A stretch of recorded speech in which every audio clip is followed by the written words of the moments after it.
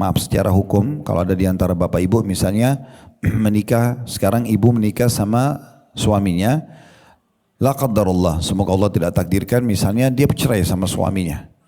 Nah tetap aja ayah suami, ayah mantan suami itu mahram abadi. Ibu boleh salaman, boleh nggak pakai hijab di depannya seperti ayah sendiri. Ya, asal memang sudah terjadi interaksi biologis walaupun sekali dengan suami. Begitu juga dengan suami ibu. Dia akan menjadi mahram buat ibunya ibu selamanya. Baik selama satu suami istri atau dia cerai sama ibu, tetap aja mantan suami ibu adalah mahram ibunya ibu. Ya. Jadi ibu mertuanya gitu ya. Nah seperti itulah. Jadi tidak boleh menikah antara mertua sama mantan anak mantunya misalnya. Karena pernah mantan istrinya atau mantan anaknya. Karena tidak ada istilah mantan bagi mertua dan anak mantu. Nah Allah SWT ingin menjelaskan hukum itu dengan cara memerintahkan Nabi SAW menikahi Zainab yang tadinya bekas istri anak angkatnya. Gitu ya. Dan Zainab ini dipilih oleh Allah Subhanahu Wa Taala dan disebutkan pernikahannya dalam Al-Quran. Makanya beliau mengatakan, aku sungguh dimuliakan dengan Allah menikahkanku dari langit ketujuh. Ya, Allah SWT menikahkan Zainab dengan Nabi SAW dari langit ketujuh. Karena Allah langsung perintahkan Nabi untuk nikahi Zainab. Tentu beliau punya banyak saudara-saudara, diantaranya Abdullah bin Jahash yang sangat terkenal juga dengan keberanian dalam berperang. Itu ada Hamna binti Jahash, ada Ubaidillah bin Jahash, banyak sekali saudara-saudaranya gitu ya. Yang jelas beliau menikah dengan Nabi SAW di tahun 627 ya, Masehi, maaf. Nah itu sedikit cerita tentang biografi beliau ya. Zainab binti Jahash ini salah satu istri Nabi yang sangat terkenal dengan kedermawanannya ya.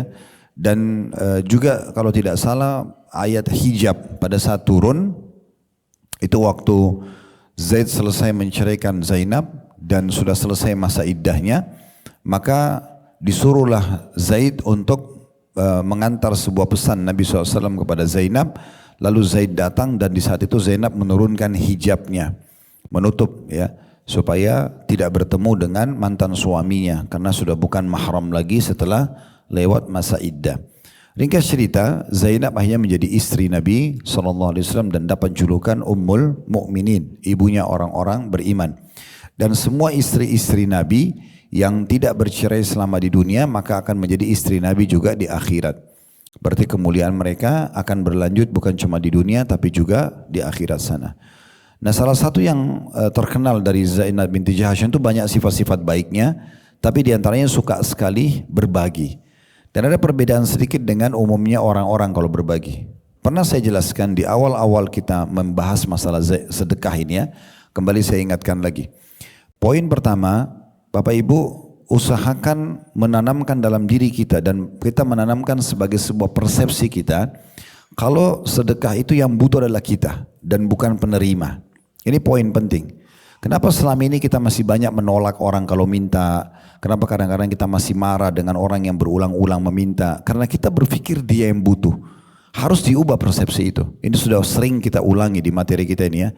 Yang benar dalam bab sedekah adalah kita melihat diri kita yang butuh dengan sedekah.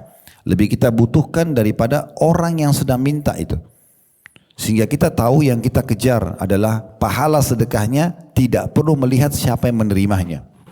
Mau orang yang sama atau orang yang terulang, gak penting bagi kita. Yang penting adalah saya di saat itu, detik itu punya peluang untuk bersedekah. Orang yang WA, ada informasi flyer yang sampai kepada kita, misalnya tentang yayasan tertentu, Anda lewat ada kotak amal masjid, pokoknya Anda anggap, oh ini kebutuhan saya, itu harus ditanamkan begitu. Karena kita butuh sekali dengan pahala sedekahnya.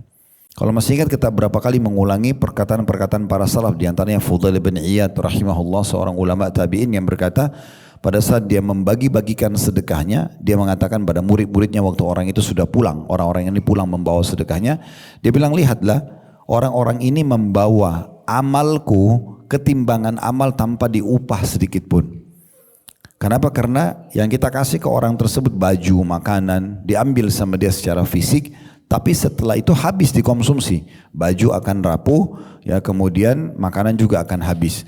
Tetapi nilainya, nilai baju dan makanan itu tetap ada di timbangan amal kita hari kiamat, ya karena melalui mereka yang membawanya, melalui mereka lah kita bisa dihitung di timbangan amal. Nah seperti itu memahaminya. Jadi kita harus perbaikin dulu persepsi ini. Makanya Asy-Syu'bi, salah satu ulama yang lain mengatakan, siapa yang tidak memperlihatkan kalau dia lebih butuh dengan pahala sedekah daripada orang yang menerima sedekahnya, maka dia telah menghantamkan sedekahnya ke wajahnya sendiri. Dia telah menghantamkan sedekahnya ke wajahnya sendiri. Dan sebagian salaf mengatakan, sesungguhnya kalau ada orang yang datang, mereka senyum sambil mengatakan selamat datang kepada orang-orang yang akan membawa amal kami ke timbangan amal tanpa diupah. Tanpa diupah. Yang kedua, usahakan targetnya adalah pahalanya. Ya, dan kita tidak pernah tahu pahala itu apa ya. Dan boleh dalam Islam kita menghubungkan apa yang telah dijanjikan oleh Allah dan Rasulnya untuk dijadikan sebagai target ibadah kita. Contoh, boleh nggak saya sholat malam supaya doa saya diijabah? Nah memang itu targetnya. Karena kalau sholat malam itu termasuk waktu mustajab doa. Boleh nggak saya sedekah supaya saya sembuh penyakit, supaya harta saya lebih banyak? Nah memang itu janjinya. Jadi makin kita kejar apa yang dijanjikan, makin besar pahalanya. Oleh karena itu kita kejar itu. Nanti puasa Ramadan saya niat untuk menyempurnakan rukun Islam saya. Karena rukun Islam yang keempat ya. Dan saya niat untuk misalnya mendapatkan pahala puasanya atau pengampunannya di bulan Ramadan, itu boleh karena itu targetnya, itu yang dijanjikan oleh Allah dan Rasulnya. Maka ini penting. Oleh karena itu target kita dalam sedekah adalah mengejar apa yang Allah janjikan, termasuk pelipat gandaan rezeki itu sendiri, termasuk jadi menyebabkan jalan keluar dari permasalahan ya. Abdullah bin Abbas radhiyallahu anhu berkata begini, Bapak Ibu sekalian, kalau saya punya doa-doa yang belum saya lihat ijabahnya, saya minta-minta tapi belum dikasih, maka saya sengaja keluar bersedekah supaya dengan sedekah itu doa saya diijabah. Jadi kalau Bapak Ibu masih merasa ada hajatnya sama Allah belum dipenuhi, coba cari rumah anak yatim, yayasan sosial, orang miskin dari kerabat dan tetangga, bantu mereka, niatkan sedekah itu untuk memudahkan urusan kita. Itu namanya tawasul dengan amal saleh. Ya. Yang ketiga, keluarkanlah sedekah yang terbaik. Jangan pernah bersedekah dengan hal-hal yang tidak baik gitu ya. Kita masih punya yang baik tapi kita sengaja sedekah yang tidak baik gitu ya. Kalau Bapak Ibu mau sedekah makanan, sedekah yang bagus, yang maksimal gitu ya. Jangan bersedekah dengan sisa-sisa makanan. Bukan tidak boleh.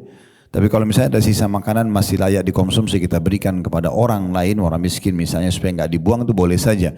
Tetapi pahalanya tidak sebesar orang kalau memberikan maksimal gitu ya. Mari kita sedekah. Berikanlah baju, ya misalnya Ramadan nanti mau bagi-bagi baju, cari baju yang terbaik untuk diberikan, gitu kan? Bukan hanya sekedar yang penting kuantitinya banyak, lalu dipakai sekali rusak misalnya. Tapi bagaimana kita berpikir memang itu menjadi pahala buat kita, itu beda. Ada pernah orang ingin menyumbang masjid melalui yayasan kami dari Saudi, dia telepon saya, entah dia tahu dari mana nomor telepon, disebut nama dia, saya fulan-fulan gitu tapi dalam bahasa Arab. Lalu dia bilang saya mau bangun masjid. Bisa enggak? Saya bilang bisa.